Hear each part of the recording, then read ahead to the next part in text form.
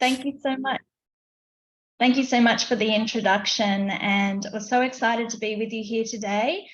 Before we get started, I also wanted to acknowledge the traditional custodians of the land on which we're meeting and pay our respect to their elders past and present.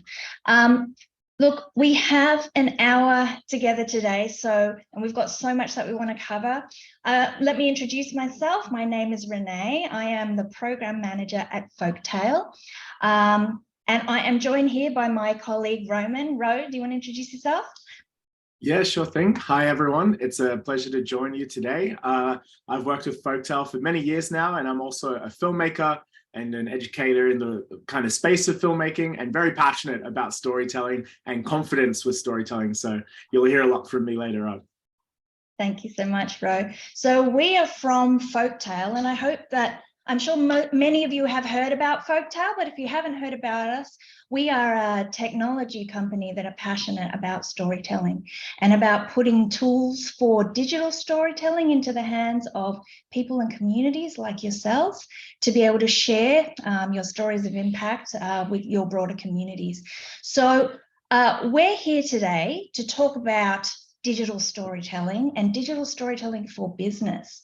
And what we hope to cover in this next hour is to talk about how storytelling can be used by business owners, entrepreneurs like yourselves, what the ingredients are that make a good story, how we can put together stories that are compelling, and to talk about how we can increase our confidence with digital storytelling.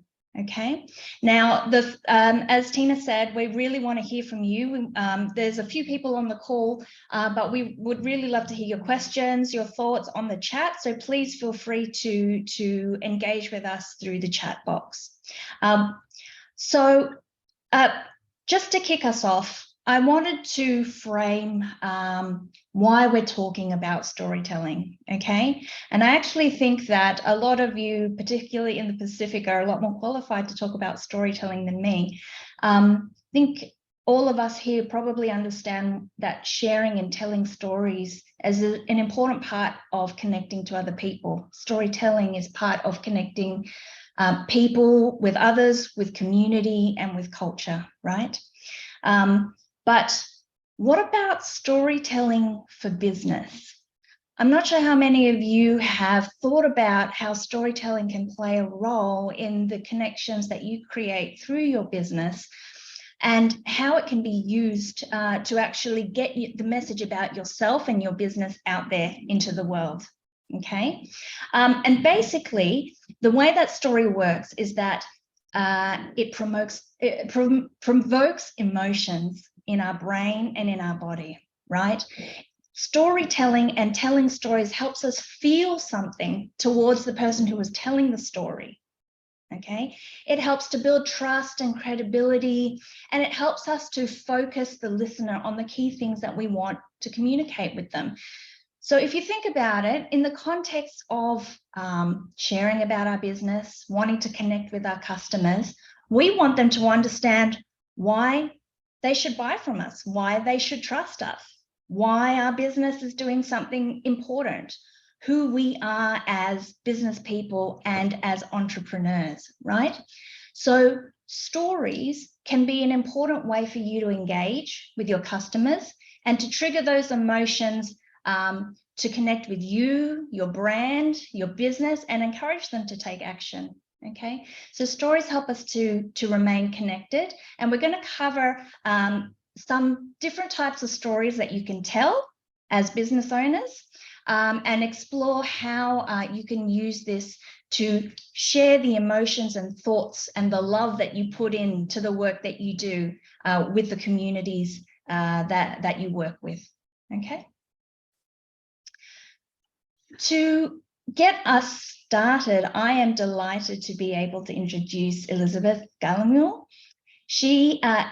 Liz and I just met this morning, but having looked at the stories that Liz tells about her business, herself, her family on her social media and business pages, I feel like I know quite a bit about her what's important to her and her values. And Liz is going to tell us a little bit about her business and how she's used storytelling as part of her strategy for engaging with the broader community. So welcome, Liz. Thank you so much for being with us. Thank you very much, Renee. Can I start by asking you to tell us a little bit about yourself and your business?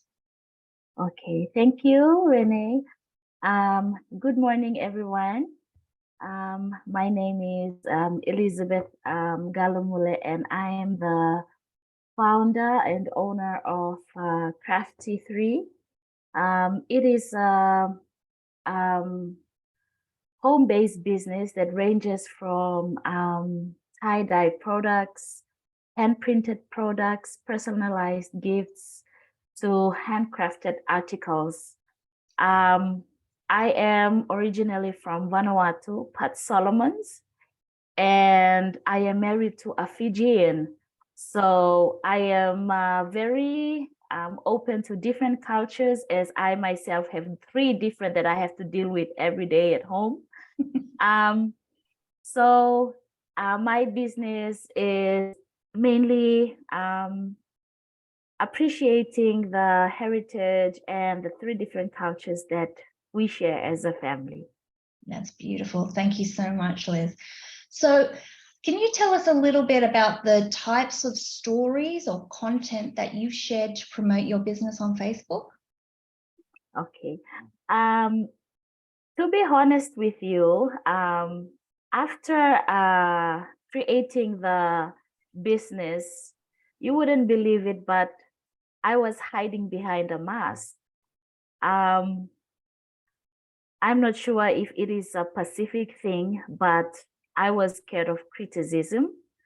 I was scared of being judged by others. So what I was having in mind was just put it out there.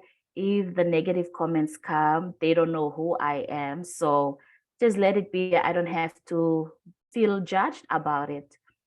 And after attending several workshops with my fellow mates and ICDP, I know that I have to come out to actually tell my story.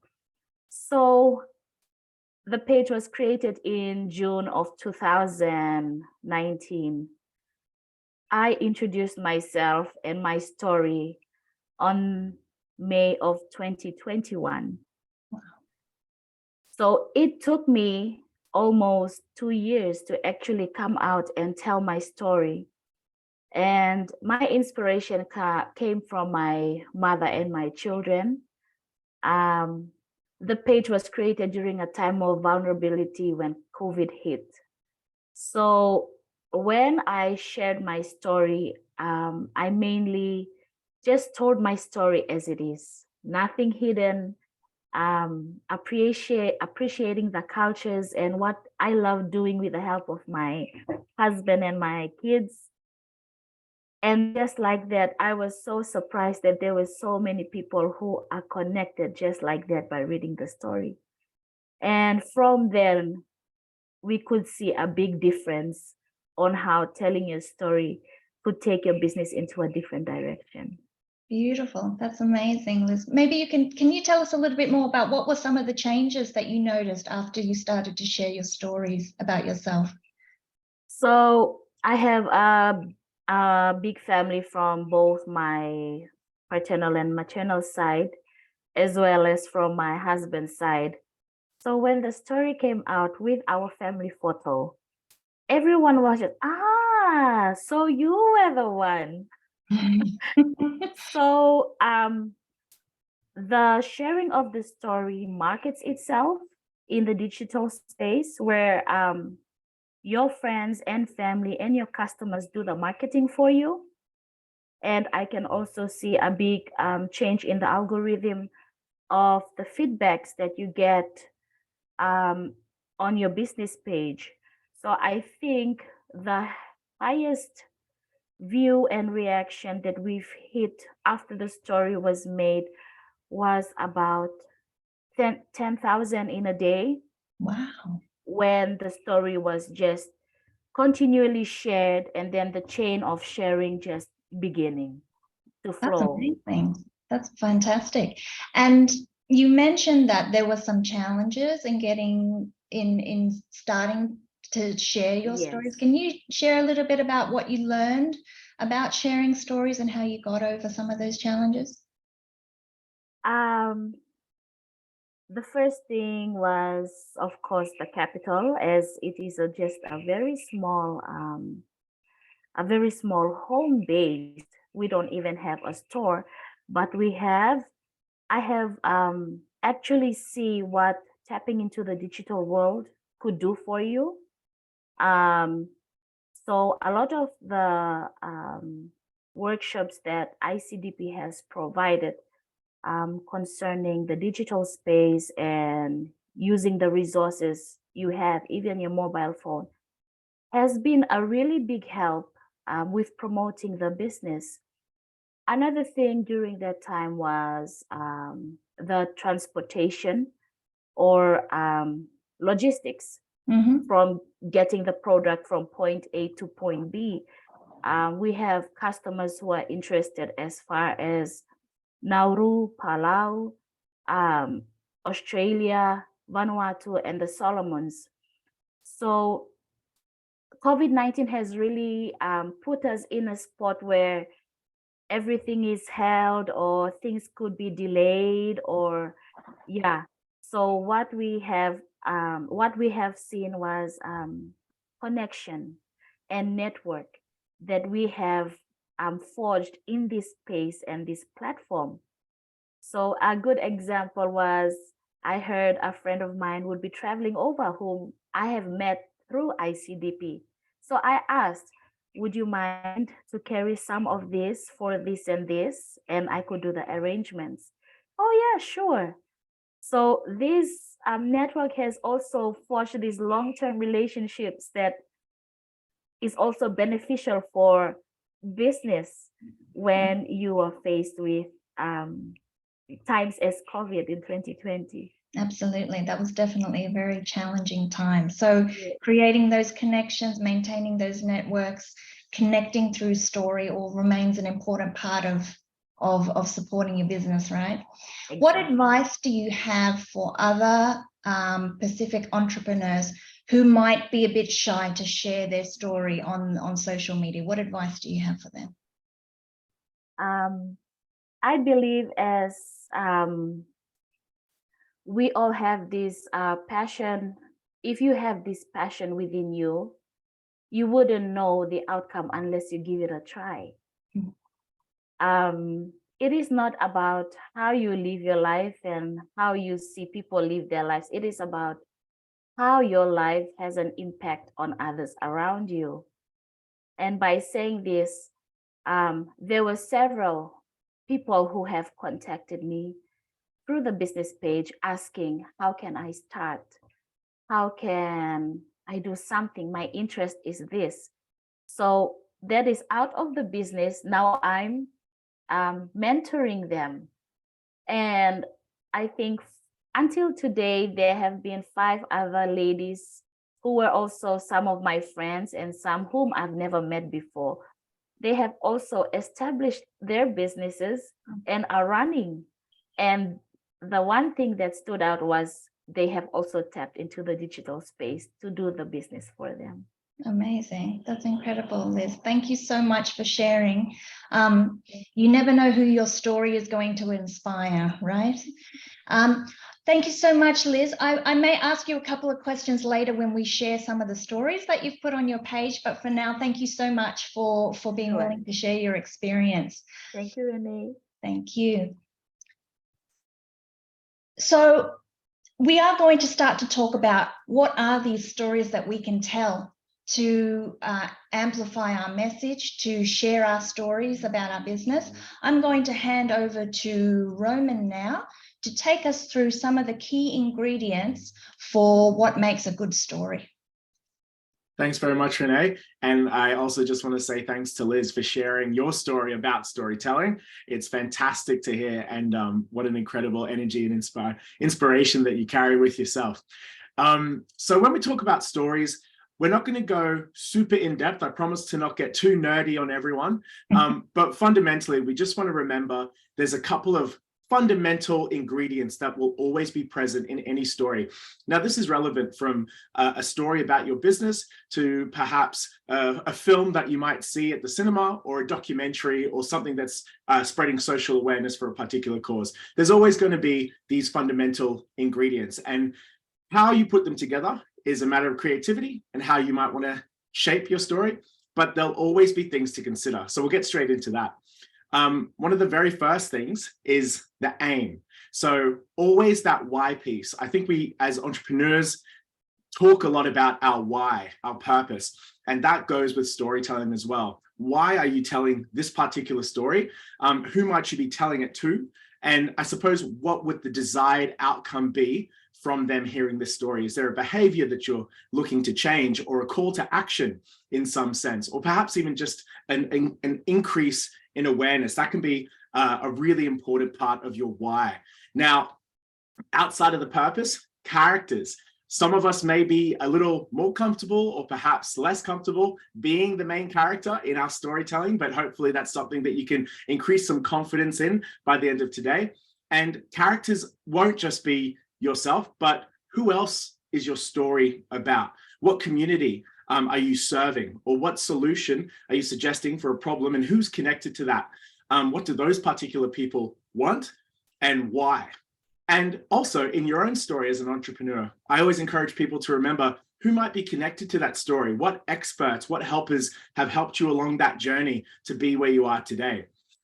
Location or places is a really important part of our story. Not just the location where perhaps the work is happening, or where our business is based, or the kind of current location that we might be in when we're telling that story for any particular cause, but also what locations have been important in the journey, and what locations might be a part of the future. Every location will affect some of the nuance in the community that our story is about, or the work that's happening, or the specific location will mean specific context for our particular business. So how does location influence the story? What are the environmental factors?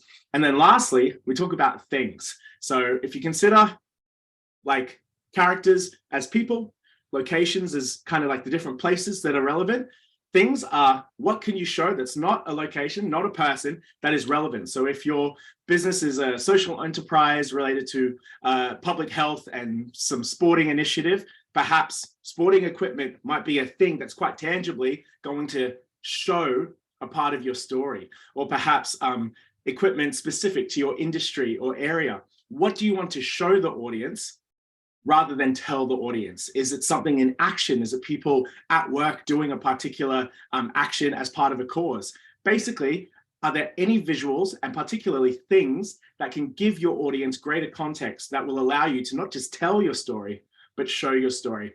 And these four fundamental ingredients will look different depending on the story that you're trying to tell. And today we just want to, I suppose, spark your imagination and your curiosity around what some of those stories might be. So we'll just jump onto the next slide and talk about, again, this is just to spark some imagination. It's by no means all the stories that an entrepreneur might share, but here's just a general example. So first of all, creation and journey stories, how and why you started your business, particularly why you started your business, can be a very moving, engaging way to gather an audience, maintain an audience's interest, and really kind of win over, as we talked about, that sense of trust and credibility to you doing the work that you're doing in your business. Your journey, not just where you are today, where you've been, but then also where you are now, and challenges you've faced, how you've overcome those challenges, and perhaps what challenges might be ahead as well. So not just, hi, this is me, this is what I'm doing, but the journey and the reason and the purpose behind that. We all get moved by purpose, and that's definitely a powerful ingredient to always include. Next, there's culture stories, which ultimately is about our values and behaviors. So who you are, who the people in your business or in your team are, and what are you hoping to achieve? What do you value? What is the common values that some audience members might resonate with, understand, and then see a trust and credibility through seeing your values. Basically, when we talk about values, it can be easy to get lost in a lot of different power words and terms, but ultimately it's just what is important to you and your business. Next up, there's customer stories. So this is quite common in the business world. You might see testimonials about different businesses here and there, but it comes down to impact. What is the impact of your work on your customers? So stories about the types of people who might value your business or have a positive experience from the work that you do, as well as how you've delivered value on your end to your customers, and how that might be, what your vision for the future might be to increase that value, or how you see that changing. But basically, we're talking about impact and the positive impact that's happened in the real world with real people who have encountered the work that you do and the business that you're running. Lastly, community stories. This is all about building a sense of context and connection to the work that you do. So the community that your business is a part of. We often say that phrase, it takes a village to raise a child, but often any business, or especially entrepreneur, does not stand in isolation, but in a community of practitioners, in a community that has needs that the business is trying to address. How is your business connected to the community around you? Now, all of these themes, from purpose to culture and values to impact to community, all of those are quite universal, and our human sensibility for storytelling always will resonate with those fundamental ideas. So it's really important to reflect and be able to, I suppose, express what those might be for you, whether it's your purpose, the impact that you're looking to have, the values that you hold, as well as the community that you're connected with, because that forms not just the story of the work we do, but the story of our lives as well. So it's quite a powerful tool, really, when you think about it. Awesome. Now, I think that's a fairly high level, but hopefully that can kind of spark your imagination as we then will talk about the next part. But I might send it back at this point for Renee to cover a little bit more about Liz's story. Thank you so much, Ro, for that. And Liz, if you're still around, I'm gonna I may ask you to add some things about your story in just a second. But what I've got on the screen here is an example of one of the stories that Liz has actually put up on her Facebook page.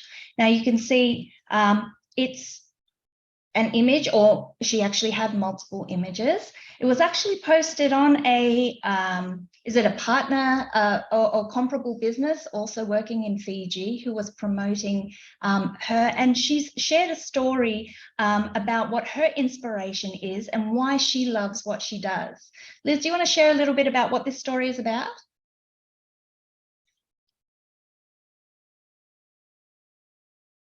Oh, yeah. So Coconut Wireless is a platform that covers the whole of the Pacific, and they also have different country Coconut Wireless. So this is about me putting myself out there, apart from the story I shared. So this is just a personal thing that I have shared with the Coconut Wireless. So my inspiration was my mother and my children, and they mainly, my children mainly celebrate the diversity that we share, that connected us back to where I come from and where my husband comes from. So I really appreciated my mother and her role in impacting and investing her skills, that has, in the long run, also is helping my family achieving what that I am doing now.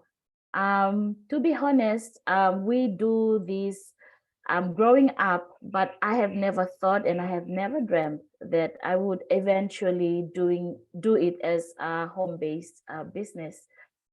So it was at a very vulnerable time that I have tried to tap into it without forcing whatever is in front of me. So when I just put the story and shared whatever that we have in stock of the little business that we're doing, the reactions, the feedbacks, the personal messages that came was just overwhelming. That's so beautiful, Liz. Thank you so much. And as you can see here, it's a very simple story. Liz has actually told us three or four things. She's introduced herself as a mumpreneur, a teacher, a pastor's wife, and a lover of art. And she's spoken about her values, why she started her business, what inspires her. And I don't know about you, but even if as someone who has just met Liz, I feel like I have a connection to her. I feel like I understand what inspires her, what moves her, why she started this business, and why this art is more meaningful than just the products she produces. I understand that there is a connection here to her identity, her family, her community. And immediately I feel very compelled to want to know more about her and about her business, right? So this is another way. She's still showcasing her products here, as you can see, but she's showcasing her products in the context of herself, her family, and her passion, right? And this is how storytelling can be a really important way of helping people to understand us and why we do what we do, and to build that trust. Is there anything else you wanted to add to this, Liz?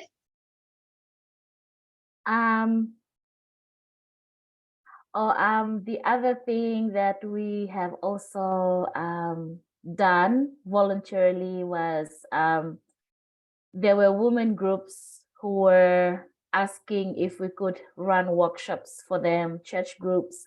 So while we were in Vanuatu and Fiji, I have also voluntarily ran some workshops on the things that we do.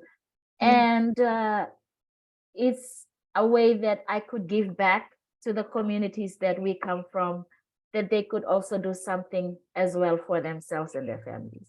That's wonderful. Thank you so much, Liz, for sharing your experience here. Down the bottom here, you can see there's a QR code. I have, that's a link that will take you to a beautiful video that Liz put together, telling the story behind her artwork and the meaning behind the patterns and the colors that she uses in her prints. Okay, we couldn't show it here because, you know, we didn't, there's not a lot of time, but also we didn't want to encounter the network challenges. But I encourage you to have a look at that video to get in some ideas about how you can also share those meaningful pieces about your connection to your work and the business that you create. Thank you again, Liz. So I'm now going to hand back to Roman to talk us through visual storytelling. Fantastic. And I must say, I love the visual of Liz with family on that previous slide. So fantastic to see.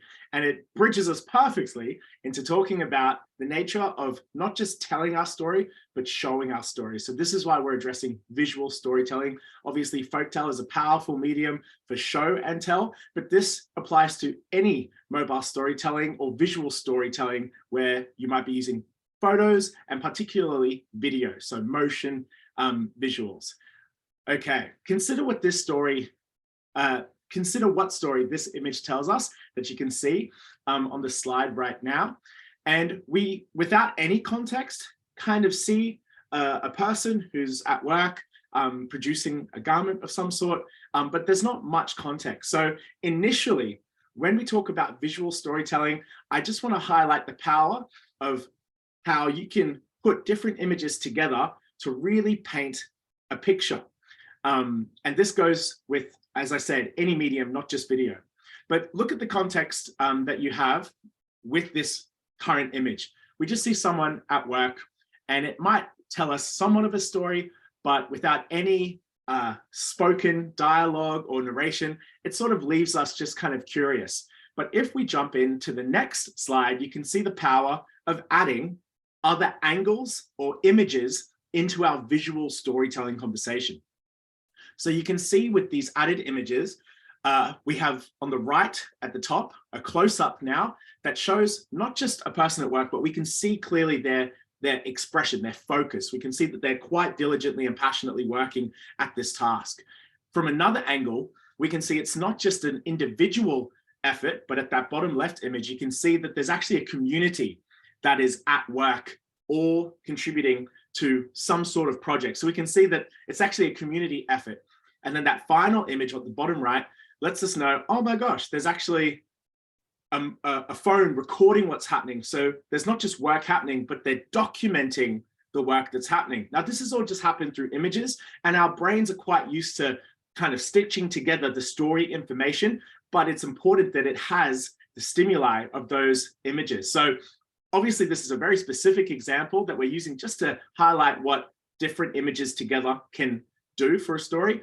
But I encourage you to consider what visuals might capture important aspects of your story. As we talked about before, what do you want to show your audience rather than just tell your audience? And then finally, if we add in a piece of narration, we can really see the full context for these images. So imagine if these were different shots that you might see in a video, accompanied with the dialogue from perhaps the entrepreneur or project lead or project manager saying, our clothing program is delivered through the hard work of our community, and we are finally able to share this story. All of a sudden, these images have a context, and you've got both a story that has been told as well as shown to engage not just our minds, but our emotions as well, and for us to really build trust and credibility with whatever that platform, project, or business might be. So that's just a quick example to get us thinking about visual storytelling. But as you consider what visuals you might use to share your story, let's unpack what you might choose to show with those visuals. So we'll jump onto the next slide here. And this basically unpacks the simple at a high level, how a story is told visually. So using the top left there, you can see a visual might convey emotion. Now this speaks to people or the characters that are related to our story, as well as perhaps in our customer stories, the impact. Obviously, we like to see smiling faces, and a happy client, a happy customer, a happy community. Emotion might be a powerful part, and particularly not always positive, but if we're establishing a particular problem that our business or social enterprise hopes to address, perhaps, it might not just be smiling at the camera, but it might be other emotions, or it might be, as we just saw, the emotion of focus and passion and dedication. Objects might be relevant, as we talked about before. Things might be something you can show to your audience to really bring the visual aspect of your story to life. Not just objects though, but actions. Often when we have objects in our stories, particularly around our businesses, there'll be actions, there'll be interaction with some of those objects. So what actions are relevant to your business that might most visually carry the message that you are wanting to express to your audience, whether that's people working in a particular location, or perhaps people engaging with your service and having a positive exchange with people who are a part of your business, or perhaps it's simply just the after of someone who's engaged with your business, and now you're showing their action of something that they can now do, or something that is now easier for them, whatever it might be. What actions are relevant to the particular story of your business and the impact it might be having on community? And as we talked about before, places. Places are a really powerful thing to establish, particularly when we're early in our story. Places gives us a sense of orientation as an audience, lets us know a bit of context, and lets us really tune in to all those other things such as emotion, objects, and actions. Basically, we want to know where a story is happening, so places can often be a powerful visual that will help an audience settle into the story. Now, obviously, for these elements, where I'm showing them just with still images, but when we talk about video, we bring in a sense of time, and what you might show in a single shot is different to a photo because you can move the camera. So I wanted to just leave a note on the slide that talks about camera movement. A pan is a horizontal camera movement. A tilt is a vertical camera movement, and these can often be used to either show perhaps a place, a location, or perhaps the scope of an event or an activity that your business or yourself might be involved in, whether it's a conference or a live event of some sort. And then a tilt, which is vertical, might show the scale of something. Perhaps it shows the scale of a new building or the scale of a community or an environment. Whatever it might be, camera movement can be a powerful tool in your tool bag as a visual storyteller. And all of these work with a mobile. So I might get a little nitty gritty, but I just wanted to highlight for anyone who's wanting to have an exploration, we talk about best practice when filming any of these camera movements on our phones. And if you can just remember this, I'll feel a little bit happier about what I've shared today. You can hold your phone with 2 hands and hold it horizontal, or as we call landscape. Obviously, if you're filming for social media, it might be appropriate to film vertically, but horizontal with 2 hands and our elbows tucked towards our body keeps our movement nice and stable for our camera movement to visually tell our story without camera shake and other things that can maybe be distracting for an audience. The last kind of camera movement that might capture not just one of these elements, but multiple elements in one shot is tracking, which is basically where a camera might move through a location or move not just from one static position, rotating or moving up or down, but actually move through the environment to show multiple things in one shot. So there's a whole bunch of options there, but ultimately they are quite simple when you really just consider them as like different ways that you might express the visual component of a story. I think that's the level that I want to touch on for now. Obviously, you can deep dive into how you might show something, be it close up from a middle range distance or further back. But for now, just consider what emotions, objects, actions, or places are relevant for your business and how much you show them visually, particularly using your own filming device, whether that's a mobile phone or a small camera that you have. Awesome. Thank you, Renee.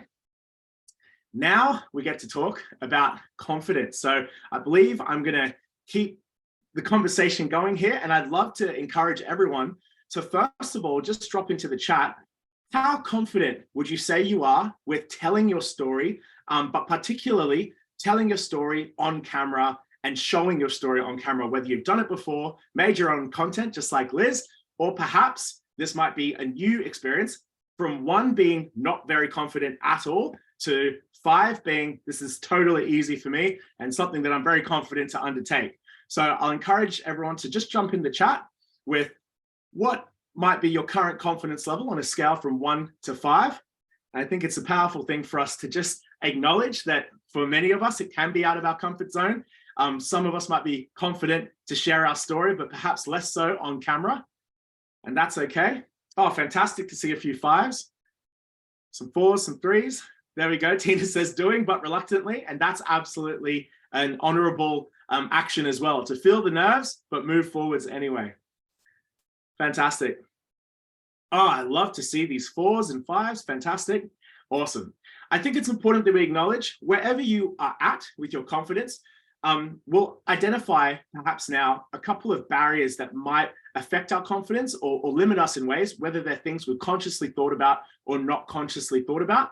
Identify them and talk about a couple of strategies to move through so you can continue that journey, perhaps at a new level, or for some of you, perhaps start that journey of storytelling, not just by speaking, but by showing. So using filming, videography, and even social media and photos to do that as well. So what might be the barriers that affect your confidence to share your story on camera? And again, I might ask you to just drop your ideas in the chat. There's a few of us today, so it might be easiest if we just go into the chat. What barriers come to mind? What barriers might affect particularly your confidence to share your story on camera, whether they are what we call intrinsic barriers inside of ourselves, or even extrinsic barriers, so things that are outside of us that might affect our confidence. I encourage anyone, there's no right or wrong answer here. This is absolutely just a moment for conversation. Thanks, Renee, for kicking us off. Worrying about what other people might think. That is an absolute, I think, forever concern across, no matter what your sort of age or culture or demographic. It's always a concern for any human to feel that they might be judged by their peers or by those around them. Thank you, Liz. Feeling of being judged, absolutely. Tina said, I'm not an expert, but can I share knowledge? Ooh, I like that. I like that. Posed as a question, a sort of sense of am I worthy to be speaking about this? Or do I have enough expertise to be sharing my story? What else do we have? Physical environments. Yes, thank you, Donna. So that might be an extrinsic barrier, not being sure how we can actually show our story in a way that is visual to an audience and not being sure about lighting or other things. And then, of course, worrying what others think. And then, do I have the skills to express everything I want to and honor the story? And I love that contribution. Honoring the story is such a powerful thing that we seek to do as storytellers, particularly if the story is outside of ourselves and involves a community or others as well. Honoring the story is a big thing. So there's some fantastic contributions there, but I think for sake of time, we'll just jump in to the next slide, where I've basically gathered a lot of these ideas fall under some kind of umbrella thoughts or some kind of basic general topics of barriers. And we'll just go through a couple of strategies. By no means is this the comprehensive list, but hopefully you can take something away from that experience of realizing that confidence is something that you can build and overcome barriers in developing. So first of all, we talked about a fear of perceived failure. And the ideal strategy that I have deployed across my filmmaking career and in my conversations with others is to basically what we call deploy a growth mindset. So if you're happy to go to the next slide, that's right. Deploying a growth mindset, which is basically recognition that it's not really a fear of failure that we have, but a fear of perceived failure. We're worried about what our peers might think, what others might think, judgment from others. But when we take on a growth mindset, we realize that every act within visual storytelling, mobile storytelling, every moment where we develop a new skill is exactly that, a moment of developing and building a skill, learning and developing, rather than ever having something that is perfect or will be valid in the eyes of our peers. It's actually just the next step of progress. And you don't have to be great to start, but as they say, you have to be starting to ever get great at a skill. So it's really important to allow for a bit of discomfort, recognize that confidence is something like a muscle that you can build over time, and that there is no perfect. There's only done and then done again, and then seeing and learning different things that you might do differently every time that you approach a particular task. And of course, remembering your why is an absolutely powerful way for us to navigate some of those intrinsic barriers that might be causing us to be our main blocker, and realizing the purpose with which you started your business and are now sharing this story for and about your business. Awesome. Thank you so much for everyone who's also jumping into the chat. I love to see the engagement and the fantastic ideas. I think it's very validating for us to see that those things that we experience are not unique to ourselves, but actually quite a shared experience. And that's why these conversations are so powerful for us to realize it's okay. And it's actually about moving forward and developing through some of those feelings and barriers. So the next is feeling unworthy or like an imposter. We talked about that in the chat. And I think that the easiest strategy to move through this, in my suggestion, is to remember that you are the expert of your story and you are worthy to be in the conversation and to contribute and share your story, because you never know who might be impacted in a positive way from your story or from finding out about your business and then accessing and being aware that you are also in a particular space, industry, sector, whatever it might be. And when we talk about expertise, I always feel empowered to move through any imposter syndrome by just remembering I don't actually need to know everything in the world, because that's impossible. I just need to be the expert of my story, my reasoning for starting my business, and where I'm at, where I'm moving, and who I'm hoping to help or bring a solution to whoever might have a particular problem. So you are the expert, and sometimes it's helpful to give a self-affirmation right before you hit record on that camera. You can, I am the expert of my story, and then hit record. And it can do wonders for your confidence to realize that it's actually okay to show up as yourself. And really, that is the force that will establish the most trust and credibility with an audience. Fantastic. Next up, fear of lacking skills. We talked about visual lighting, or perhaps not knowing. I think I saw someone share a section of pictures that give meaning is quite a challenge. So understanding almost the skill of visual storytelling. And really, the fundamental strategy to move forward is a part of what you're all doing now. So I salute you for being a part of today's session. Practice, training, and really just being willing to try, realizing that you might get something perfect today, and by next week, you'll look at it and go, oh, I could have also shown this, or I perhaps should have covered this in this particular way. And that's a part of our journey as we progress with any skill set. And it's really just about being willing to try and learn and grow. Again, it's really growth mindset, but those skills come in us accessing tools, resources. Shout out to Folktale Academy that can help you in that particular context. But obviously you've got all sorts of tools from Google and YouTube available to help you, as I'm sure many entrepreneurs have already done in the room, to find out solutions to problems that we're like, oh gosh, I really don't know what to do about that. There's always access to knowledge and information that can help us. So you just really need to be willing to try and put in that time to train and practice. Next up, and I'm aware of time, so I'm just moving through these at a quite high level, but I'm sure we could unpack all of these for a longer period. But hesitancy towards vulnerability might be something that has to do with our personality traits and our disposition to sharing. But I know, especially with entrepreneurs about their businesses, sometimes it's easy to talk about the work, but it might be a little bit more scary if we talk about ourselves as part of that journey and as part of that story. So I just always encourage people, particularly when sharing stories related to your business, to consider the benefit of sharing your voice and your character, you in the story as part of your business journey. Because often where people might start with a business, and I know investors and different venture capitalists will talk about this, that they invest in the business person sometimes over the business itself. It's really that trust and credibility that can come from knowing you, hearing your voice, and seeing your real authentic passion for what you're doing. And then also, if you do feel hesitant, like, oh no, I don't want to share my story on camera, just film the equipment or film the work that's happening.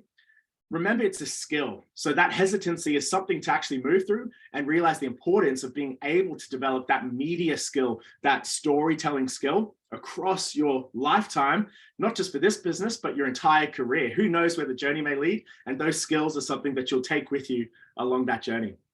And then lastly, I think it was Sarah who said, saying things succinctly. And I might be at risk of not doing that today because I get quite passionate about these topics, but hopefully I'm keeping it relatively short. But unfamiliarity with sharing our story in a particular format, say 30 seconds or even less, sometimes that can be the thing that's intimidating for us. And again, the main strategy is you don't have to get it right the first time. And that's the benefit of Folktale or other mobile storytelling kind of practice. You don't have to nail it.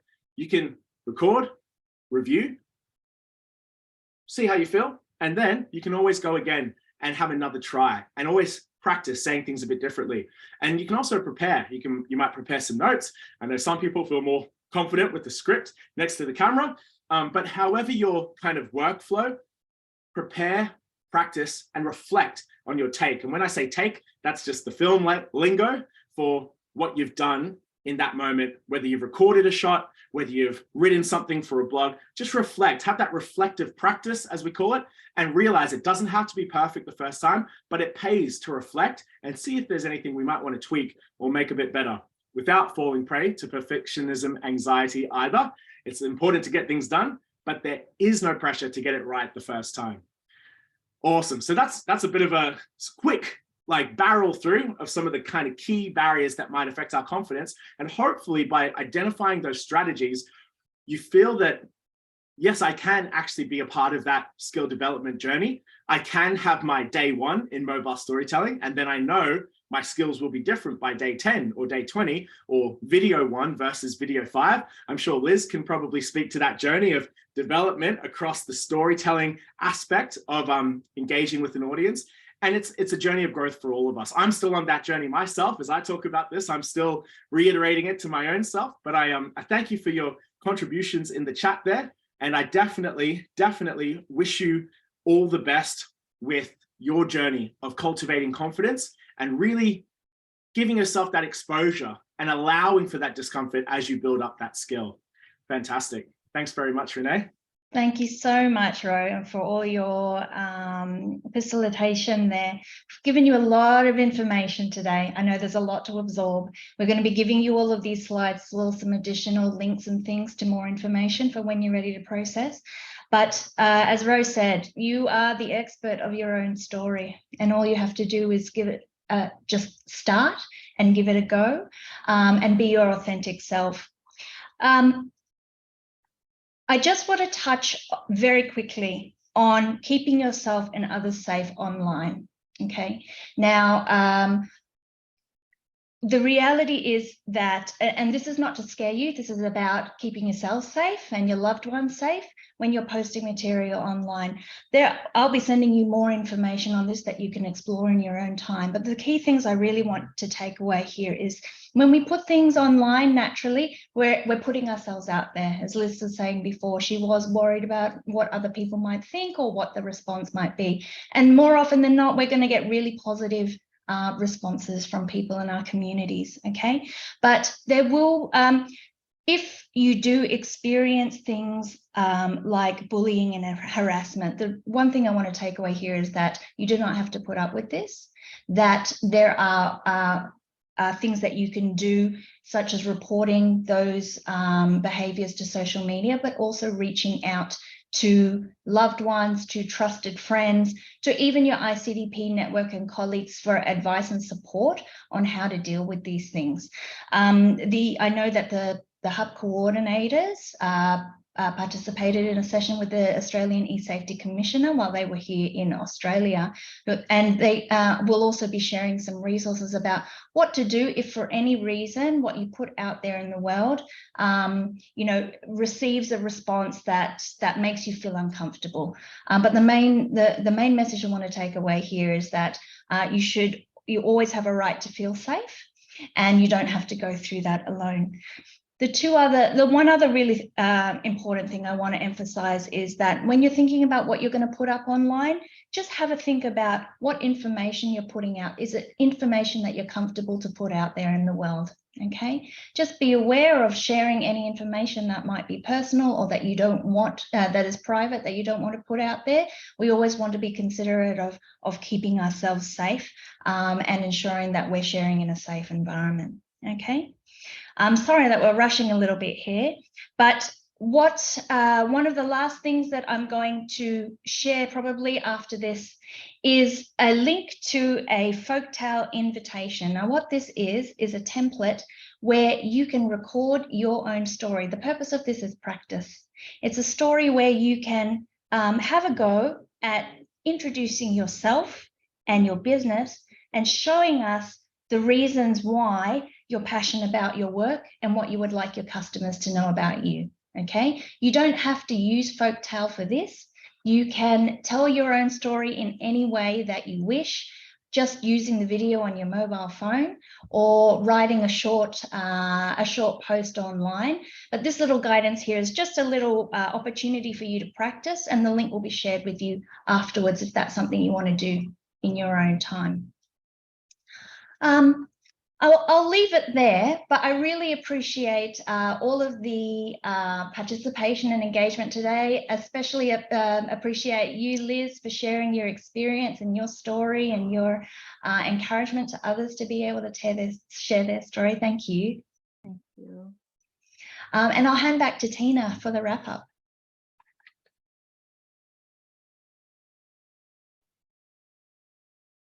Thanks, Renee. Am I spotlighted? Oh, you've done well. You're on it. We're still sharing the screen, Renee? Can we, there we go. Thank you. Wow. We said it was going to be a short, sharp hour session. And as you can see, it was, but we're very mindful of your time, but also wanted to convey as much information as we could. As I said, we're recording this, so we'll be able to provide that to you if you missed anything. And Renee mentioned we can provide you with some links to resources that were referenced in the workshop. Thank yous all around. Thank you to Renee and Roman for their insights. You can see there's a lot of knowledge with them and their experiences with folktale. I see Sarah Mack is on the line. She's a founder of Folktale, and she's been with us for a long time. One of our early community members that have joined us, and I want to thank her for sharing her staff with us. It's taken some time, it's taken them out of their day, but they're doing this for us as part of the community, as part of the value that we believe our community members can add and share with the broader community. And that's how we love to operate. I want to thank Liz for giving her time and being brave. We've all mentioned in the chat, it's hard to put yourself out there, and it's probably a little daunting to sort of put her on the spot and ask her questions, but you can see when you're passionate about a topic that it's much easier to talk about and share your journey and the impact and the success that you've had. Thank you so much, Liz. I know you've dialed in way over there from the Philippines, so it was lovely to see your smiling face. You've been with us for a long time too, so it's lovely to see community members still coming and joining us for these sort of sessions. Thank you all for dialing in today. I see a lot of familiar faces. I mentioned our hub coordinators earlier. We have hub coordinators across the Pacific. Please feedback to them if you've got some other ideas for these type of workshops and events. We want to fill the calendar as much as we can to keep giving back to the community and allowing the community to share and participate and see the wonderful, vibrant, collaborative network that we have, who are very willing to step forward and share and join in our continued journey that we want to be on and want to take with you. So the hub coordinators are very important in that process. I think that's it for me. We're nearly a little bit over time, but again, thank you so much for being online with us. There'll be more to come, so please stick with our social media and check with our website. We have One Look Studios in Samoa assisting me with making sure we keep those up to date, as well as GAP. I see Catherine Fritz-Kalish, one of our directors of ICDP, on the line today. Thanks, Catherine, who's been very supportive of continuing ICDP and our connection into the Pacific and keeping this network up and running and live. So that's it for me. I'm going to go and have a coffee and think about a lot of the messages that we've heard today. Can we grab a quick photo, Tina? Yes, we want to have a quick photo. If anyone can turn their videos on, I know it's difficult for some, but we want to have a quick shot of everyone today.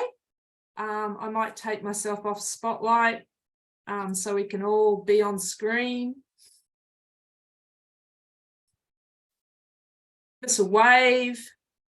I'm not sure. Rajneesh is probably doing some work for me here because I can't do two things at once. Yeah.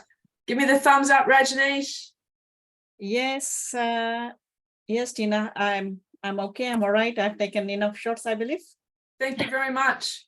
Okay. As I said, stay tuned with us. Thank you all again. Big thumbs up for Roman and Renee and Liz for giving their time today. Have a lovely afternoon and weekend, everyone, and see you for our next event. Yeah, thank you. Bye-bye. Thank you, everyone. Bye-bye. Bye. Bye, See everyone. you. Please. Bye. Thank you. Everyone. Bye.